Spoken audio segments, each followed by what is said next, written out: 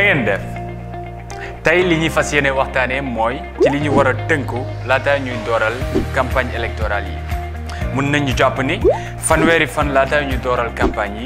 yi yoon dàq na bépp façon wu tasaare xibaaru candidat yi moo xam ci télé la ñu ko defee wala ci rajo si ni ko loi bi tëralee mën nañ jàpp ni propagande maanaam fësal sa bopp moo di nit ñi di jàllale wala ñuy wone seeni jàppale wu candidat wala coalition wala parti ci média yi moo xam dañu ko làkk wala ñu fësal ko ci anam buñ ko munti defee wala ci képp ku mu munti doon dinañu jàpp ni propagande déguisée mooy tournée yi ñuy wéyal itam ci wàllu koom wala ci wàllu social fii si suñu réew te di waxtaanee lépp lu jëm ci wàllu élection kuréel bii di saytu lépp lu jëm ci wàllu média maanaam CNRA mooy kiy càmbar ni digle yi ñu ngi koy topp am déet